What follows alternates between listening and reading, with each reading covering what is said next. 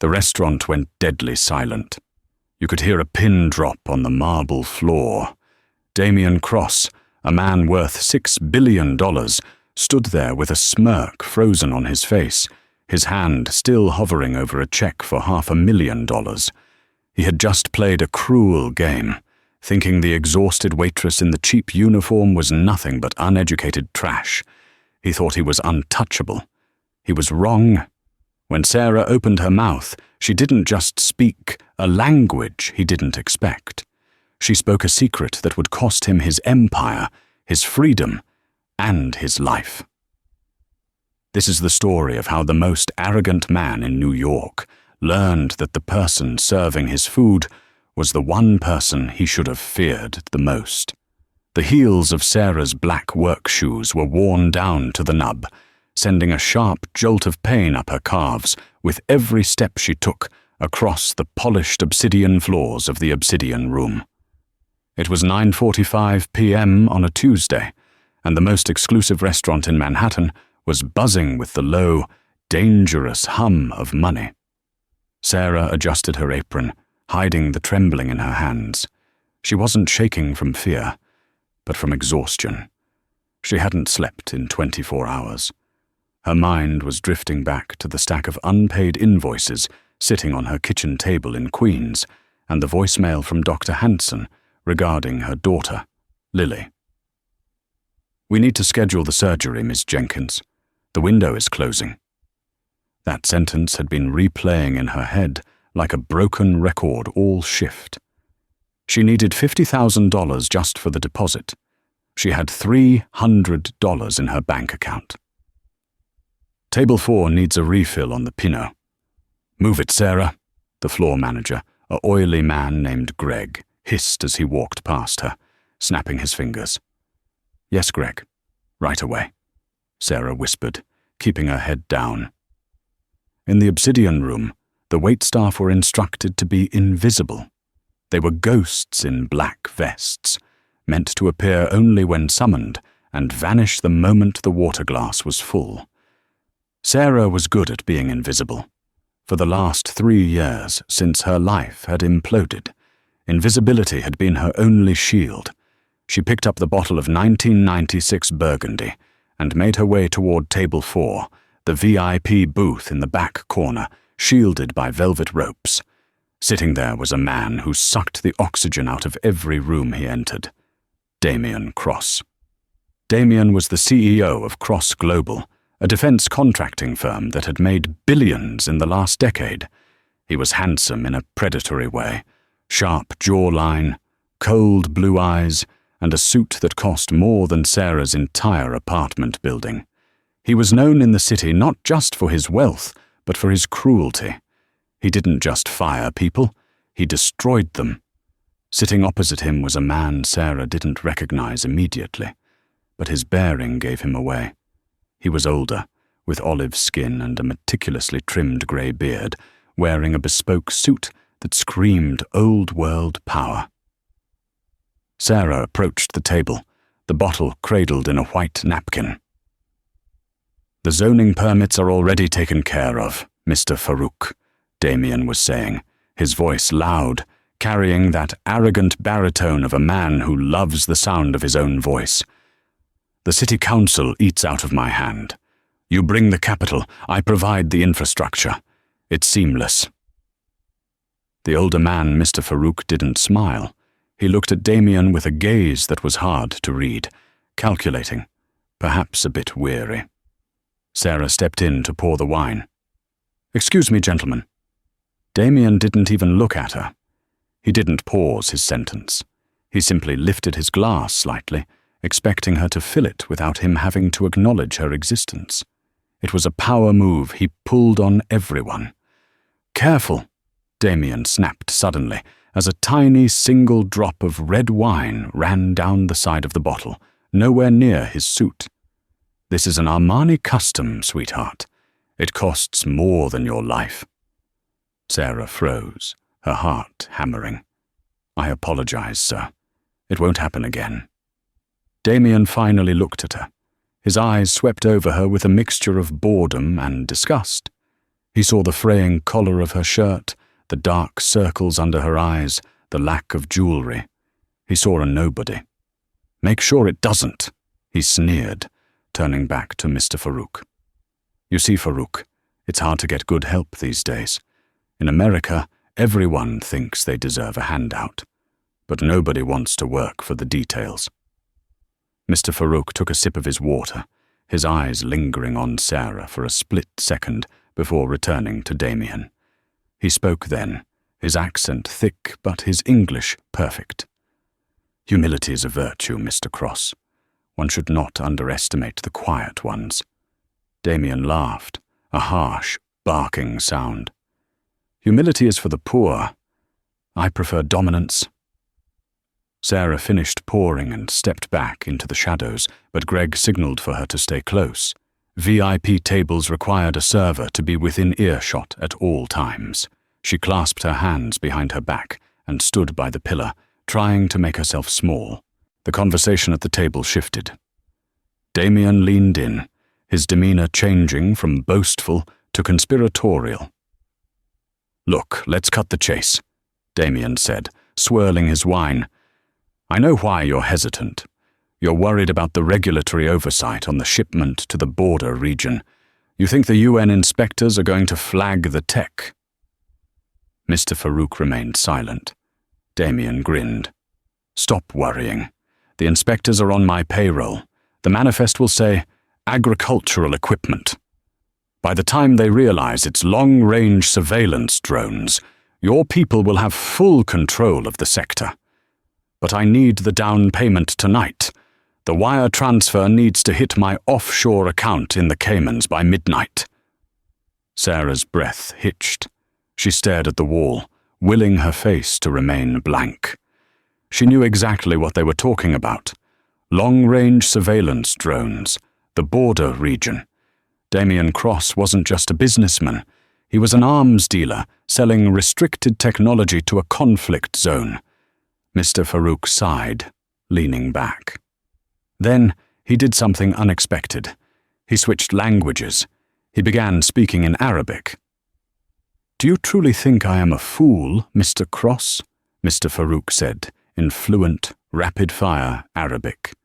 His tone was entirely different now, sharper, more commanding. Damien blinked. He clearly didn't understand a word. He laughed nervously. "I'm sorry. I didn't catch that. English, please. We're in New York." Mr. Farouk smiled, a cold, thin smile. He continued in English. "I was just saying, the wine is excellent."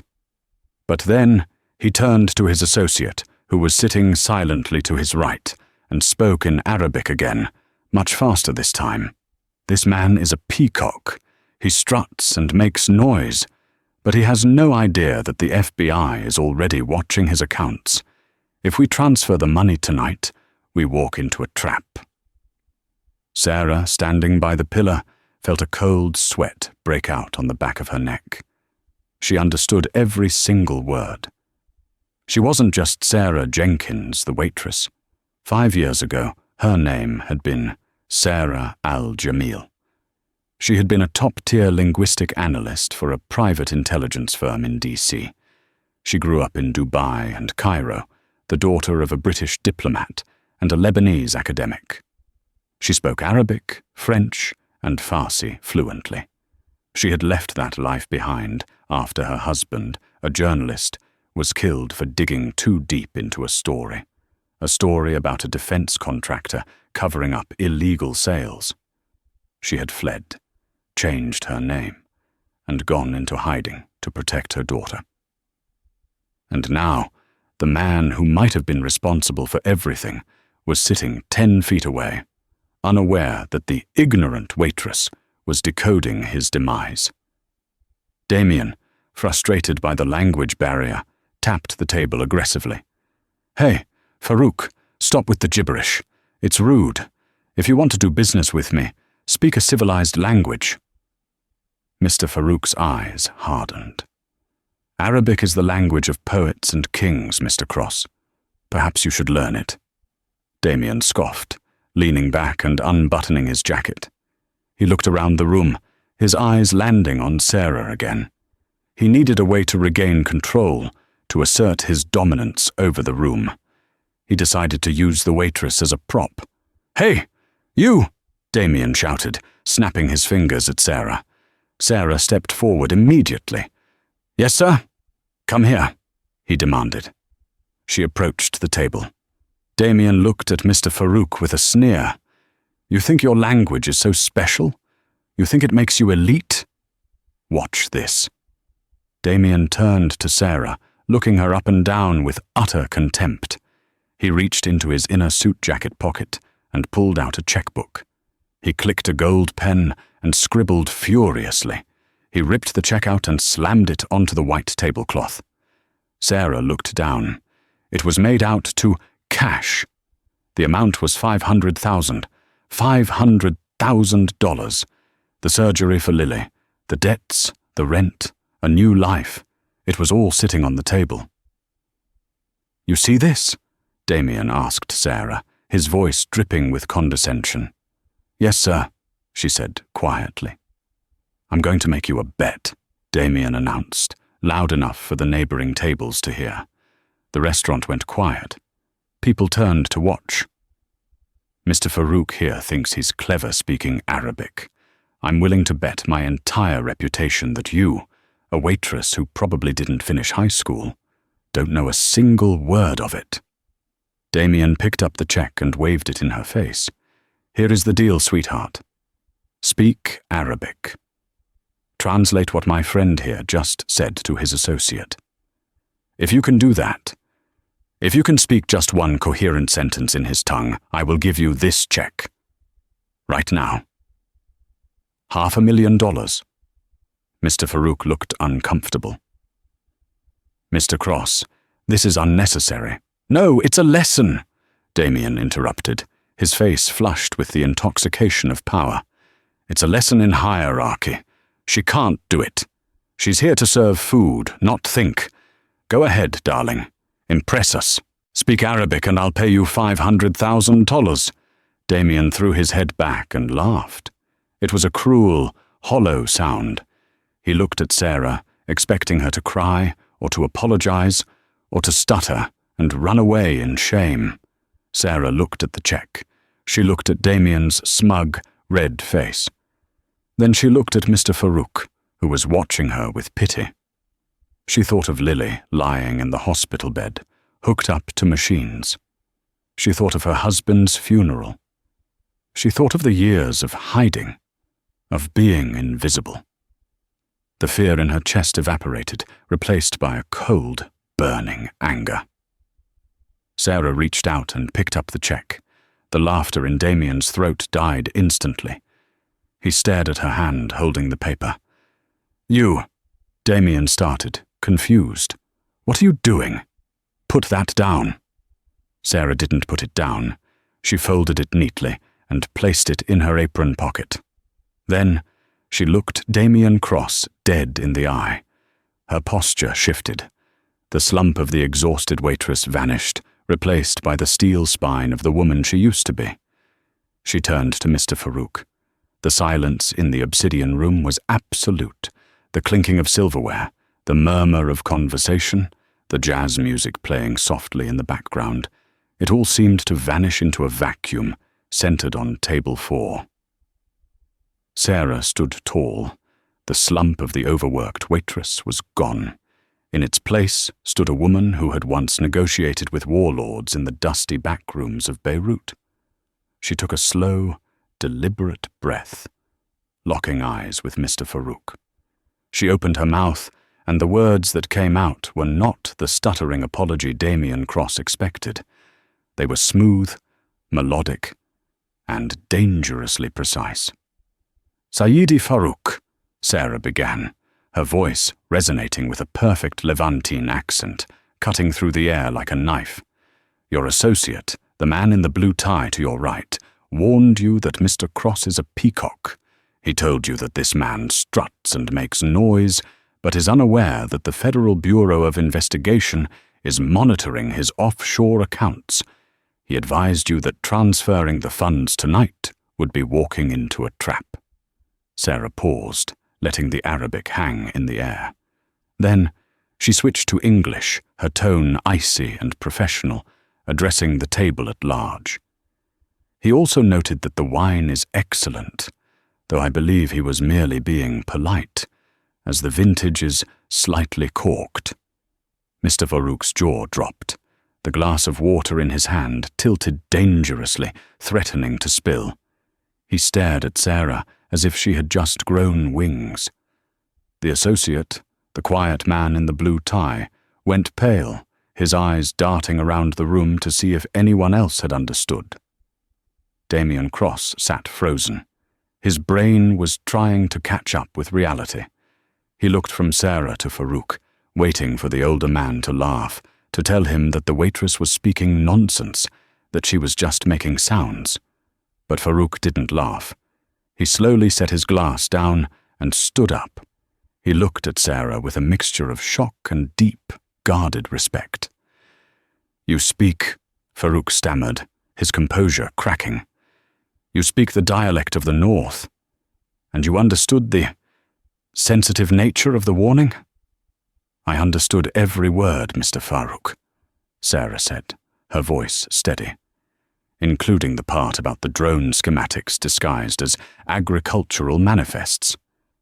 Damien slammed his hand on the table, the noise cracking like a gunshot. "What is going on here? What did she say?" Mr. Farouk turned to Damien, his face grim. "She repeated exactly what my advisor whispered to me. Word for word. Her Arabic is flawless. Better than yours, I might add, if you actually spoke any." The color drained from Damien's face, only to be replaced instantly by a violent flush of rage. The humiliation hit him like a physical blow. He heard a snicker from a nearby table. He whipped his head around, but the other diners quickly looked away, pretending to eat. He was the king of New York, the man who owned senators and skyscrapers, and he had just been bested by a woman in a polyester apron. Damien stood up, towering over Sarah. "You little... Who are you? Who sent you? Is this a setup? Are you wearing a wire?" He reached out to grab her arm, his fingers curling into a claw. Sarah didn't flinch. She didn't retreat. As his hand came toward her, she shifted her weight slightly, a reflex from self-defense training she hadn't used in years. She didn't strike him, but she stepped into his space, dropping her voice to a whisper that only he could hear. "Touch me, Mr. Cross, and I will scream. There are 20 cell phones recording right now. Assault charges won't help your case with the FBI." Damien's hand froze inches from her shoulder. He looked around. She was right. At least 3 people at nearby tables were holding up their phones, filming the spectacle. He lowered his hand slowly, his eyes burning with hatred. "Give me back my check." Sarah patted the pocket of her apron where the check rested against her hip. "No." "Excuse me?"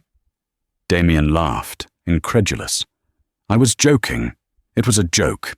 You think I'm actually going to give $500,000 to a waitress? You're delusional. Give it back, or I'll have you arrested for theft."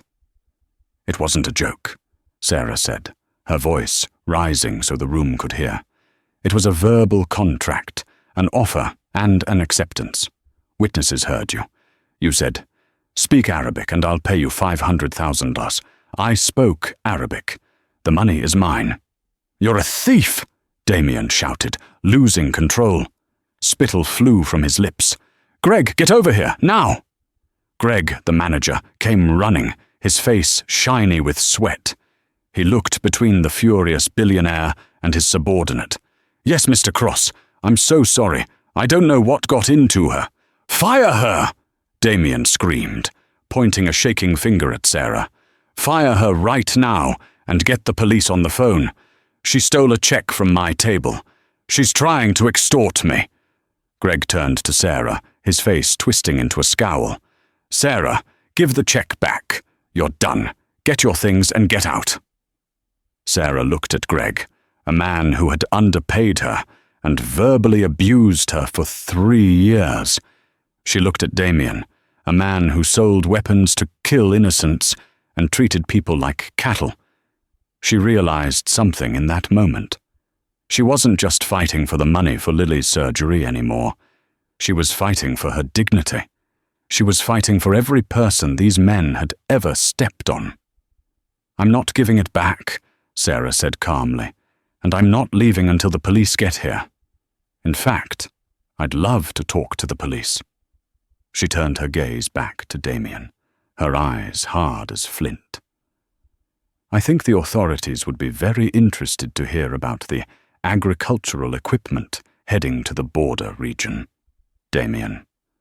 I think they'd be fascinating to know why you're so worried about the UN inspectors."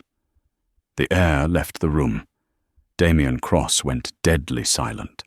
His mouth opened, but no sound came out. The threat was clear. If he called the police on her for the check, she would expose his international arms deal. She held the nuclear codes to his life. Mr. Farouk watched the exchange, his eyes narrowing. He realized the danger immediately. He picked up his napkin, wiped his mouth, and signaled to his associate. "Mr. Cross," Farouk said quietly, "the deal is off." "What?" Damien spun around. "No, wait, Farouk, don't listen to her. She's a crazy waitress." "She is not a waitress," Farouk said, looking at Sarah with a strange intensity. "A waitress does not know the specific terminology for UN oversight committees. You have a leak, Damien. A very dangerous one. And I do not do business with leaking ships." Farouk nodded to Sarah, a respectful, almost fearful nod, and walked out of the restaurant, his entourage trailing behind him. Damien stood alone in the center of the restaurant. The deal was dead. His reputation was cracked, and the woman responsible was standing there, holding his money. He turned back to Sarah. The rage in his eyes had changed. It was no longer the hot, explosive anger of a tantrum. It was the cold, calculating look of a predator deciding how to kill its prey. "You have no idea what you've just done," Damien whispered, his voice shaking with suppressed violence. "You think that check is going to save you? You just signed your death warrant." The tension in the obsidian room was suffocating. The diners, realizing the show had taken a dark turn, began to signal for their checks, eager to leave the blast radius. Greg, the manager, was trembling. He didn't understand the details of the arms deal, but he understood power, and he saw that the power dynamic had shifted in a terrifying way. "Sarah," Greg hissed, grabbing her arm roughly. "Get to the kitchen, now." Sarah pulled her arm away. "Don't touch me, Greg." "You're fired," Greg shrieked, his voice cracking. "You're banned! Get out of my restaurant before I throw you out physically!" Damien raised a hand, silencing Greg. He stepped closer to Sarah, invading her personal space. He smelled of expensive cologne and fear. "Let her go, Greg," Damien said softly. Too softly. He leaned down, bringing his face inches from Sarah's ear. "Keep the check," he whispered. "Try to cash it. Go ahead. Walk into a bank tomorrow morning. But know this. By the time the teller looks up my account, I will know exactly where you are. I have friends in the police.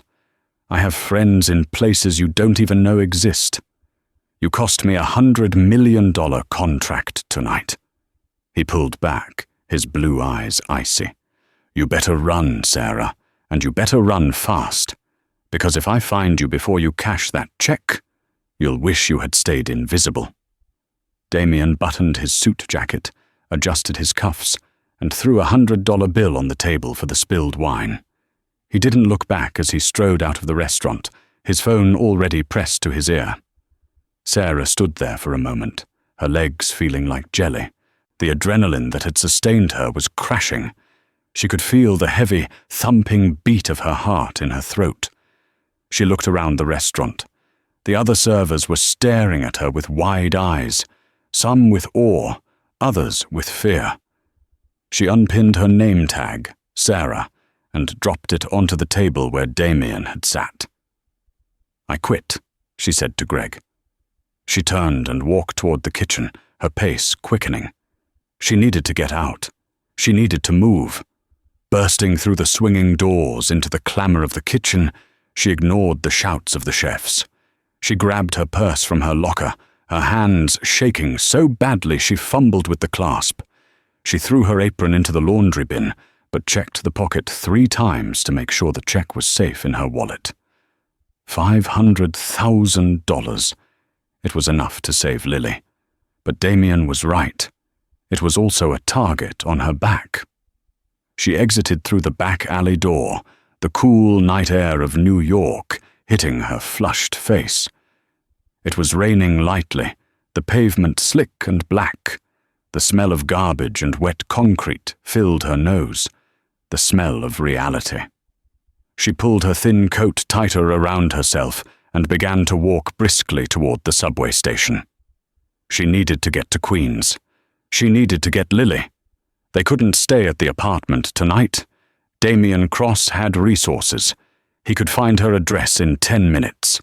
As she reached the corner of Fifth Avenue, her training kicked in. Check your 6. Look for reflections. Vary your pace. It was instinct. She hadn't done it in 5 years, but the muscle memory was there. She glanced into the reflection of a darkened shop window as she walked past. A black SUV with tinted windows was crawling slowly down the street, matching her pace. Sarah's breath hitched. Already? She turned sharply, jaywalking across the avenue, dodging a yellow taxi that honked aggressively. She didn't look back. She ducked into a 24-hour pharmacy, her heart hammering against her ribs. She moved to the back of the aisle, pretending to look at vitamins, and peered through the gaps in the display. The SUV had stopped across the street. The window rolled down just an inch. Sarah pulled out her phone. It was an old model, cracked screen, prepaid plan. She hesitated. There was only one person she could call, a ghost from her past, a man she had sworn never to contact again because it was too dangerous. But Damien Cross wasn't just a businessman. He was connected to the defense industry. He had mercenaries on speed dial. She couldn't fight this alone.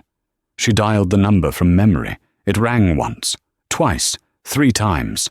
"This is a deadline," a gruff male voice answered. No hello.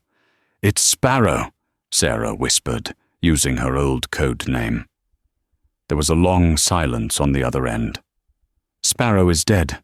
She died 5 years ago, in a fire in Damascus." "She survived," Sarah said, her eyes fixed on the black SUV outside. "And she just poked a very large bear in New York City. I need an extraction, Jack. Tonight. I have a package. The package is my daughter." "Who is the hostile?" the voice asked, the tone shifting instantly from dismissal to operational readiness. "Damien Cross, CEO of Cross Global." A low whistle came through the phone. "You aim high, don't you? Where are you?" "Midtown, heading to Queens. I have a tail, black SUV, no plates." "Listen to me carefully," Jack said. "Ditch the phone. Take the subway. Change lines twice. Go to the safe house in the Bronx.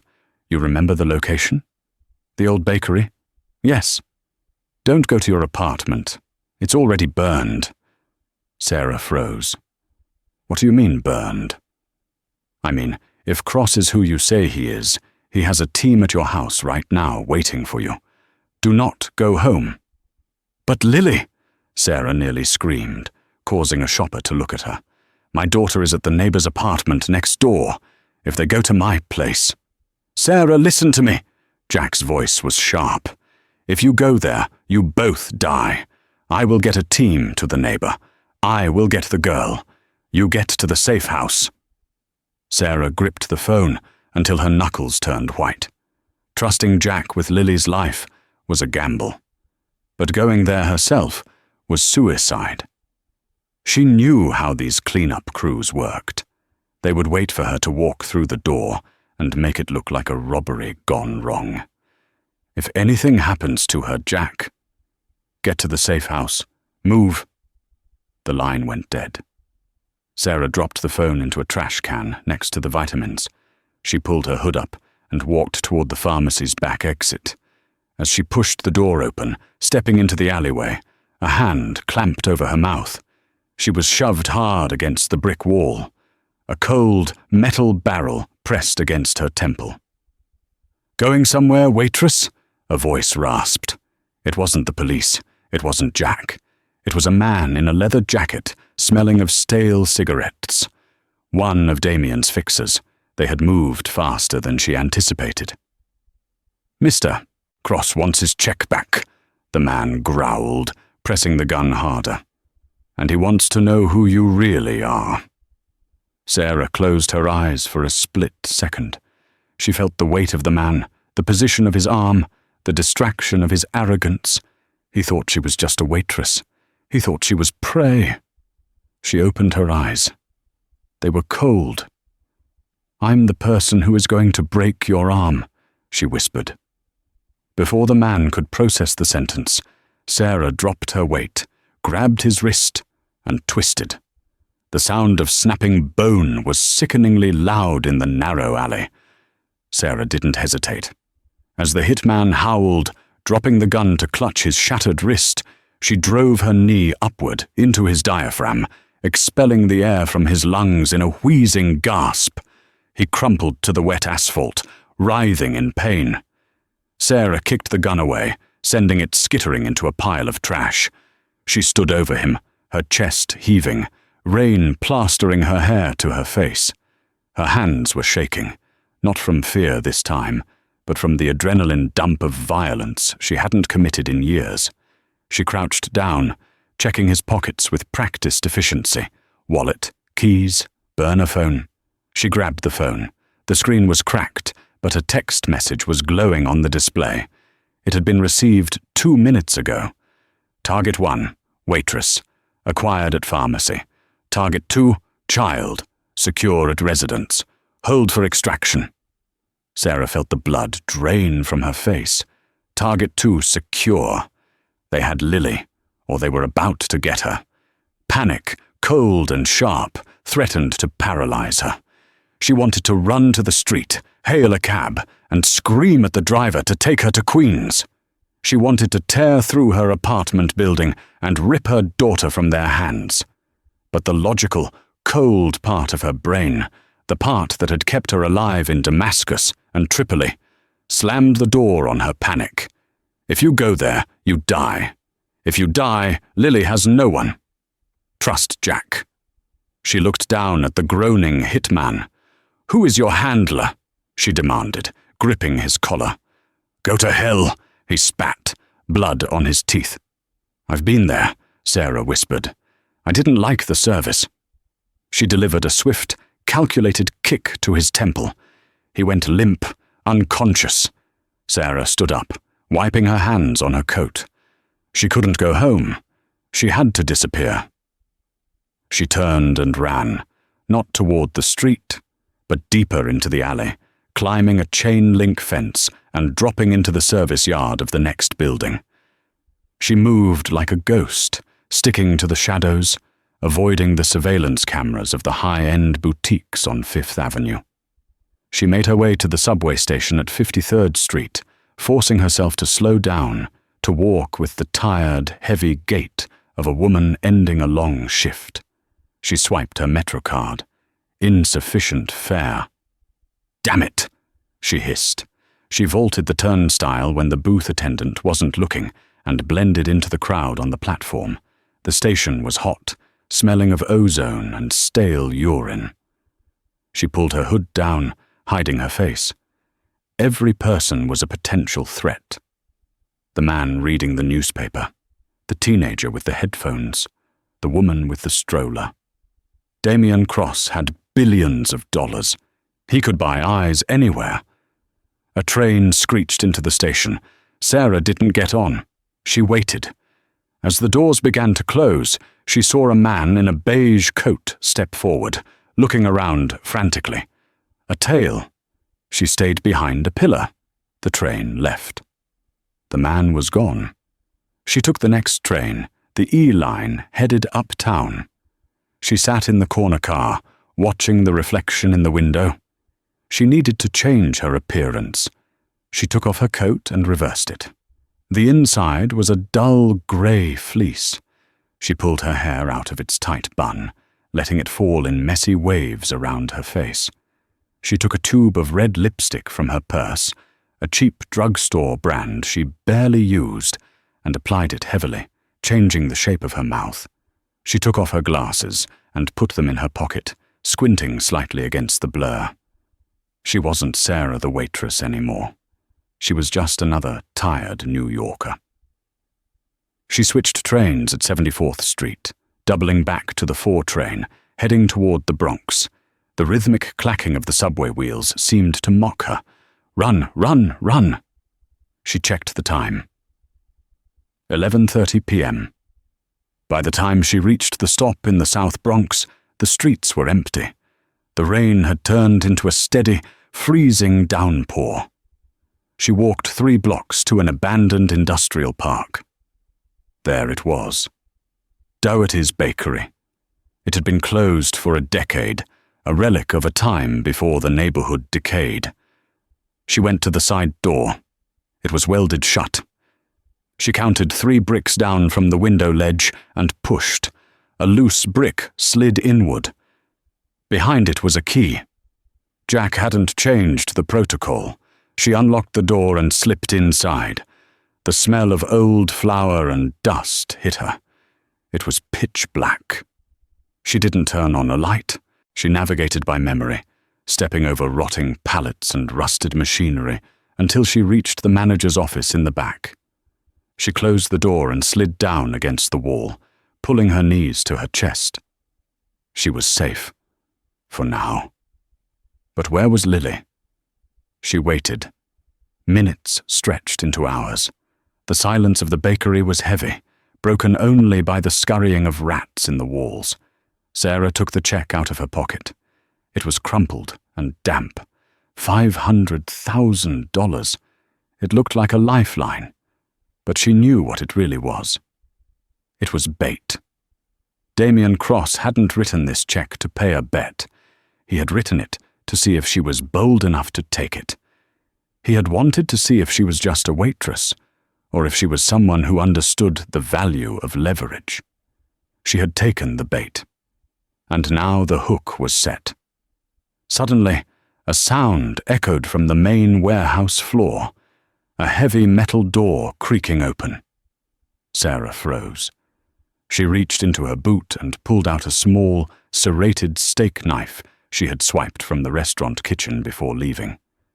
It was a pathetic weapon against guns, but it was all she had.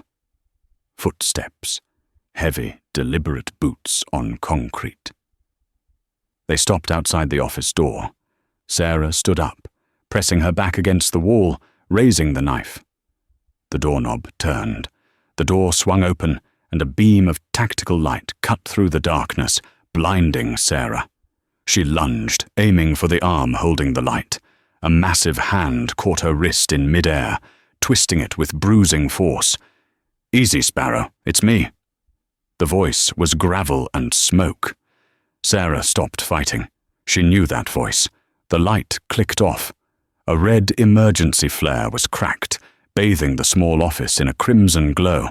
Standing there was Jack, the Hammer O'Connor. He looked older than she remembered. His grey hair was buzzed short, and a new scar ran down his left cheek.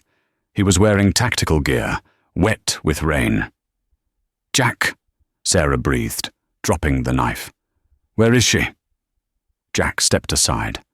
Behind him, bundled in a yellow raincoat, holding a stuffed bear, was a 6-year-old girl with sleep-heavy eyes. "Mommy?" Sarah fell to her knees. "Lily!" Lily ran into her arms. Sarah buried her face in her daughter's hair, smelling the strawberry shampoo she had used that morning. She checked her over frantically. Hands, face, legs, no injuries, just tired and confused. "I was sleeping at Mrs. Gable's house," Lily mumbled, rubbing her eyes. And then this big man came and said we had to play a game of quiet spies. Sarah looked up at Jack, tears streaming down her face. Thank you. Oh my God, thank you. Jack didn't smile. He closed the door and locked it. He moved to the desk, pulling a heavy duffel bag off his shoulder and dropping it with a thud. Don't thank me yet, Jack grunted. We have a massive problem, Sarah. Mrs. Gable is dead. Sarah froze, holding Lily tighter. What? My team got there 3 minutes before Damien's cleanup crew, Jack said, his voice devoid of emotion. Mrs. Gable was already gone. They made it look like a heart attack. If we had been 5 minutes later, they would have taken Lily. We extracted her through the fire escape just as they breached the front door. Sarah felt sick. Mrs. Gable was a sweet, 70-year-old woman who baked cookies for Lily. Damien Cross had killed her just to get to a waitress. He's a monster, Sarah whispered. He's not just a monster, Jack said, pulling a laptop out of the duffel bag. He's a front man. I ran the plates on the SUV you saw. I ran the facial rec on the guys at your apartment. They aren't private security. They're mercenaries. Ex-Blackwater. Some Spetsnaz. This guy Cross isn't just selling drones, Sarah. He's the wallet for something much bigger. Jack opened the laptop and started typing furiously. I told you to stay dead, Sarah. I told you 5 years ago. You get out, you stay out. I had to pay for her surgery, Sarah snapped, gesturing to Lily. She has a heart defect, Jack. I needed the money. I was working double shifts. I was invisible. You were invisible until you decided to show off in front of a billionaire, Jack shot back. Now you're the most visible person in New York underground. He bet me $500,000, Sarah said, reaching into her pocket and slamming the crumpled check onto the dusty desk. I have it right here. Jack looked at the check. He didn't touch it. He leaned in, squinting at the signature. You think this is money? Jack asked. It's a check, cash, signed by him. It's a tracker, Jack said. Sarah blinked. What? Look at the watermark, Jack pointed. Hold it up to the flare. Sarah held the paper up to the red light. Embedded in the fibers of the paper, invisible to the naked eye under normal light, was a micro-thin metallic strip running through the signature line. RFID mesh, Jack explained. Passive. But if you walk into a bank or anywhere with a high-frequency scanner, it pings his security team. He wanted you to take it. He wanted to track you. Sarah dropped the check as if it were burning her skin. So it's worthless? As money? Yes. You can't cash it, Jack said. He pulled a knife and stabbed the check, pinning it to the desk. But as evidence, it's priceless. How? The routing number, Jack said, tapping the bottom of the check. That's not a standard Chase or Bank of America routing number. That's a sovereign clearance code. It connects directly to the Cayman accounts you heard him talking about. If we can plug this number into the federal database, we can trace every illegal transaction he's made in the last 10 years. We can prove the drone sales. We can prove the bribery. Sarah looked at the check. So we can take him down. Or, Jack said, looking at her grimly, we can use it to bargain for your lives. Because right now, taking him down requires getting to the FBI field office in Lower Manhattan. And Damien Cross has half the NYPD on his payroll. We'll never make it to the city. Suddenly, a high-pitched buzzing sound filled the air outside the bakery. It sounded like a swarm of angry hornets. Jack stopped talking. He killed the flare, plunging the room into darkness. Get down, he hissed. What is it? Sarah whispered, pulling Lily under the heavy oak desk. Drones, Jack said, cocking his pistol. Thermal imaging. They found us. Sarah's heart hammered against her ribs. She had been so careful. She had ditched the phone. She had changed trains. How? She asked. It doesn't matter how, Jack said, moving to the window and peering through a crack in the boarded-up glass. He's not sending police, Sarah. He's sending a hit squad. We have maybe 2 minutes before they breach. Sarah looked at her daughter, huddled in the darkness, clutching her teddy bear. The fear was gone, replaced by a cold, hard resolve. She wasn't going to run anymore. She reached out and pulled the check off the knife on the desk. She folded it and put it back in her pocket. "Jack," she said, her voice steady. "Do you still have the EMP charges in the bag?" Jack looked back at her in the dark. "Yeah." "Why?" "Because," Sarah said, standing up, "if Damien Cross wants a war, let's give him one. He thinks I'm a waitress. He thinks you're a washed-up ghost. Let's remind him what happens when you corner a wolf." Jack grinned in the darkness. It was a terrifying sight. "I missed you, Sparrow." "Give me a gun," Sarah said, "and take Lily to the basement vault. I'll buy you time." "No," Jack said. "We fight together, or we die together." Boom. The front doors of the bakery exploded inward. The front entrance of Dougherty's bakery disintegrated in a shower of brick and splintered wood. Through the smoke, 4 tactical figures moved with terrifying precision, their weapons raised, green lasers slicing through the dust-choked air. "MP! Now!" Sarah screamed, shoving Lily behind a heavy industrial dough mixer. Jack didn't hesitate. He pulled the pin on a black, disc-shaped device and bowled it across the factory floor. It skittered to the center of the room, right between the advancing mercenaries. Whump! There was no explosion, just a sudden, violent distortion of the air. A pulse of electromagnetic energy rippled outward. The mercenaries' night vision goggles shorted out with a shower of sparks, blinding them instantly. The buzzing drones overhead dropped from the sky like dead birds, crashing onto the concrete. The tactical lights on their rifles died. The bakery plunged into total darkness. "Move!" Jack roared. He opened fire, the muzzle flash of his pistol providing strobe light glimpses of the chaos. The mercenaries, blinded and disoriented, scrambled for cover. Sarah didn't have a gun yet. She had the environment. She grabbed a lever on the wall, the emergency release for the overhead flour silos. With a groan of rusted metal, the hatch above opened. 3 tons of old, dry flour cascaded down onto the mercenaries, burying them in a white, choking cloud. "Jack, the flare!" Sarah yelled. Jack understood immediately. He fired a single shot, not at the men, but at a ruptured gas line near the ovens that had been hissing since the breach. The spark met the gas. The gas met the suspension of flour dust in the air. Boom! A dust explosion is one of the most destructive forces in an enclosed space. The blast wave lifted the mercenaries off their feet and slammed them against the back wall. The windows blew out. The heat was intense, searing the air. "Stairs, go, go!" Jack grabbed Lily, shielding her head with his body, and pushed Sarah toward the iron staircase leading to the roof. They scrambled up the metal steps, their lungs burning from the smoke.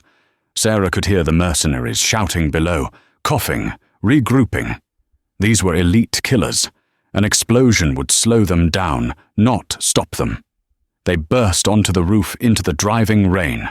The cold wind whipped Sarah's hair across her face. "We're trapped," Jack said, scanning the perimeter. "There's no fire escape on this side." He was right. They were 3 stories up. Below, in the alley, more black SUVs were pulling up. Men were pouring out, surrounding the building. And then, a sound that vibrated in Sarah's chest. The thwop, thwop, thwop of a helicopter. A sleek, black chopper rose over the edge of the building, its searchlight blinding them. It hovered just 50 feet away, the downdraft flattening the rain against the roof. A loudspeaker crackled. "End of the line, Sarah!" It was Damien Cross's voice. He was in the chopper. Of course he was. He wanted to watch. "Throw the check down and come out with your hands up," Damien's voice boomed over the city. "Do it and I'll make it quick. Don't, and my men will come up there and throw your daughter off the roof." Sarah looked at Jack. He was bleeding from a shrapnel wound in his shoulder. He checked his gun. "I have 3 rounds left, Sarah. I can take out the pilot, maybe. But the fall will kill us all." Sarah looked at Lily, who was trembling, her face buried in Jack's coat. She looked at the check in her pocket. The tracking device. The evidence. She realized then that this wasn't a physical fight anymore. They were outgunned. If they kept shooting, they died. She had to shift the battlefield. She needed to use the weapon Damien didn't know she had. "Jack!" Sarah yelled over the roar of the rotors. "Give me your phone, the satellite one." "What? Why? Just give it to me." Jack handed her the ruggedized satellite phone. It was the only piece of tech that survived the EMP because it had been shielded in the bag. Sarah didn't dial the police. She didn't dial the FBI. She dialed a number she had memorized from the reservation list at the restaurant 3 hours ago. A number belonging to the only man powerful enough to challenge Damien Cross. She dialed Mr. Farouk. She pressed the phone to her ear, praying he would pick up. The helicopter dipped lower. A man in the side door leveled a sniper rifle at Jack's chest. 3 seconds, Damien screamed. 1. Yes? A sleepy, irritated voice answered on the other end. "Mr. Farouk," Sarah screamed into the phone. "This is the waitress, the one who speaks Arabic." There was a pause. "You have a great deal of courage calling me at this hour."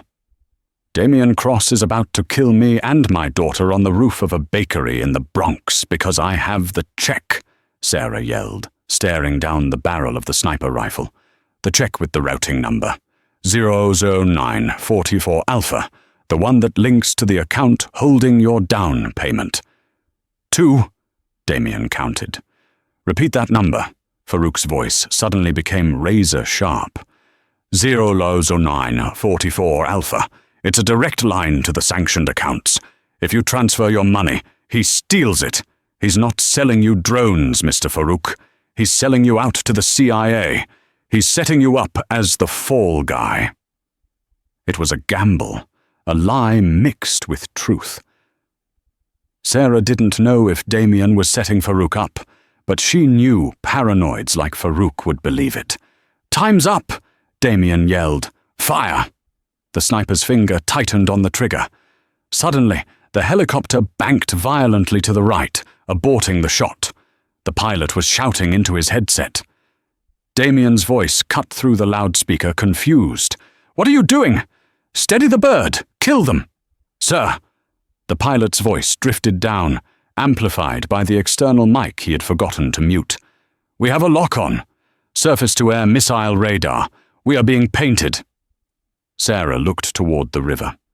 2 miles away, from the deck of a private yacht docked in the harbor, a red laser was tracking the helicopter. Mr. Farouk didn't just have money, he had a private security detail that rivaled a small army, and he was currently parked in the Hudson River. "Mr. Cross," Farouk's voice didn't come from the phone this time. It came over the radio frequency, blasting through the helicopter's speakers. "You will stand down immediately. If you harm that woman, my Stinger missiles will turn your toy helicopter into a fireball before you can blink." Damien's face, visible in the window of the chopper, went white. The standoff lasted for 10 agonizing minutes. The helicopter hovered, trapped between the threat of the missile and the defiance of the woman on the roof. Then, the wail of sirens filled the night. Not just 1 or 2, but dozens. Blue and red lights flooded the streets below, drowning out the black SUVs. This wasn't the local precinct. These were black vans with FBI stenciled on the side. Mr. Farouk hadn't just threatened Damien. He had made a call, When a man like Farouk calls the State Department to report an illegal arms deal taking place on American soil, the government listens. "Land the bird, Damien," a voice amplified from the street below ordered. "This is the Federal Bureau of Investigation. We have the building surrounded. Land now." Damien Cross looked down at the FBI agents. He looked at the laser dot on his chest from Farouk's yacht. He looked at Sarah. He slammed his fist against the window, screaming in silent rage. The helicopter slowly descended, landing in the empty lot next to the bakery. As soon as the skids touched the mud, FBI agents swarmed it. They dragged Damien out. He was kicking and screaming, his expensive suit covered in mud. "She's a liar!" Damien shrieked as they cuffed him. "She's a terrorist. That check is stolen."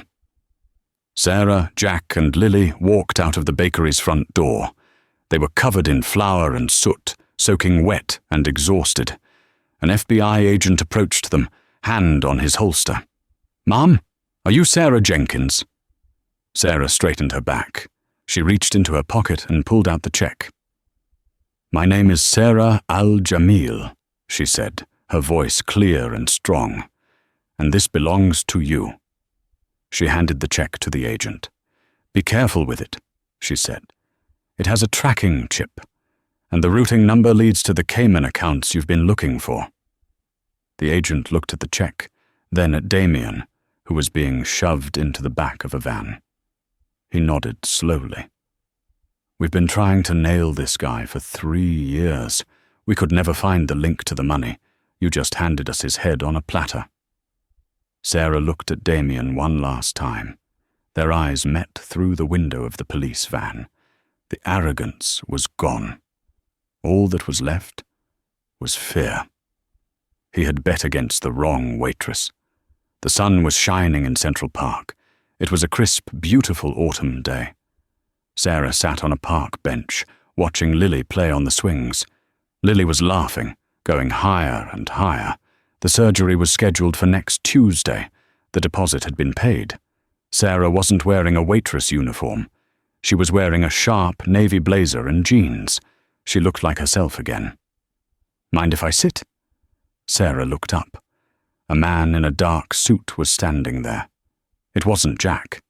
Jack had disappeared back into the shadows as soon as the dust settled, as he always did. It was the associate from the restaurant.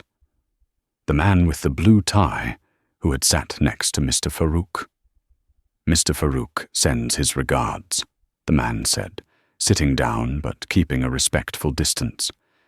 "He is very appreciative of your linguistic skills. You saved him a great deal of money and legal trouble." "I just wanted to save my daughter," Sarah said, watching Lily. "Yes, we know." The man reached into his jacket pocket. He pulled out a thick white envelope. "Mr. Cross's check was seized by the FBI as evidence," the man said. "So, technically, you never received your payment for the bet." He placed the envelope on the bench between them. "Mr. Farouk is a man of honor.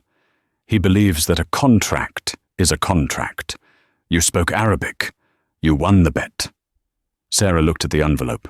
It was heavy. "There is $500,000 in there," the man said quietly. "Tax-free. Consider it a consultation bonus." Sarah felt a lump in her throat. She reached out and touched the envelope. It wasn't just money. It was Lily's heart. It was a new apartment. It was freedom. "Tell him thank you," Sarah whispered. "He also asked me to give you this," the man said, handing her a business card. It was heavy cardstock, embossed with a gold crest. Farouk International, Global Analysis Division. "He needs a new head of strategy," the man smiled. "Someone who listens to the details. The starting salary is double what is in that envelope. Call us when you're ready." The man stood up, bowed slightly, and walked away, disappearing into the crowd of New Yorkers. Sarah watched him go. She picked up the envelope and put it in her purse. She stood up and walked toward the swings. "Mummy, watch me!" Lily yelled, soaring into the sky. I see you, baby, Sarah called back, smiling with genuine joy for the first time in 5 years. I see you. She wasn't invisible anymore, and she never would be again. Damien Cross thought his money made him a god. He thought he could treat people like dirt just because they served his food. But he learned the hard way that true power isn't about the suit you wear. It's about what you know and who you are when the pressure is on. Sarah didn't just win the bet, she took back her life. If you enjoyed this story of karma and justice, please smash that I button. It really helps the channel grow. And don't forget to subscribe and hit the bell notification so you never miss a story. What would you do if a billionaire offered you that bet? Let me know in the comments below. Thanks for watching, and see you in the next video.